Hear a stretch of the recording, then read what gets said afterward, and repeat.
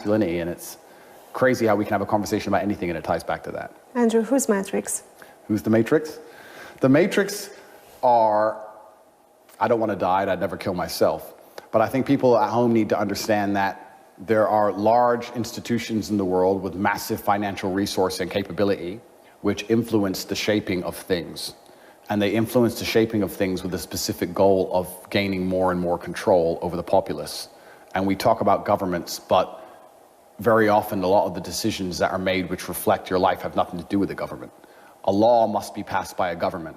A regulation, which is the same as a law, can be passed by a financial institution, for example. And we're living under the foot of these institutions which can affect our everyday life. And they don't want people to become upset to the point where we rebel against them. So they're specifically attempting to destroy masculinity in real time because it is men which lead rebellions, and it's always going to be men who lead rebellions. So they want all of us neutered and eunuched and semi-depressed on antidepressants at home, as opposed to standing up and realizing that we're being destroyed and all of our wealth is being extracted from us in real time. So the Matrix is a group of people that nobody knows who they are, who are genuinely in control of the world, and they're in charge of all the important things.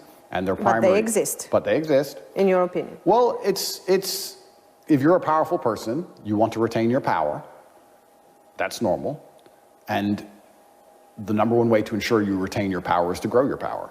Why are you saying escape the matrix? Because the idea of the matrix is that you work and you consume and you die. The idea of the matrix is that you go to school and you listen to what they tell you, and then you get a job, and then you work, and then you spend your money on things you don't really need, and you consume things, and then you die. But you don't ever get any genuine freedom of mind or body. So if I put it in a very simple word, yeah.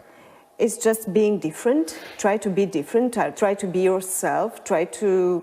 It's having the financial stability to, one, be free, which is the beginning, but also having a free mind. And to have a free mind, you need to be able to think outside of the box and ignore the things you're told. And I think as a man, to have a free mind, you also need to have a strong body, because you have to have the capability of protecting your ideas. Mm-hmm. It's difficult to sit and argue with people who can destroy you. So to truly escape the matrix, you have to be a strong individual of financial means, which has a mind which is capable of understanding the truth of the world. Because they are giving us all a false version of reality to try and keep us subdued. Because if most people at home understood the truth about what's really happening, there would be riots tomorrow. And I also think that's one of the reasons why, when I say my whole case is a litmus test, people whose minds have already been freed, who have already escaped the matrix, understand completely that I'm innocent. And the people who watch the TV and they can't think for themselves, well, they can believe whatever they want. They're going to stay inside the matrix forever, and they're going to suffer the consequences of that.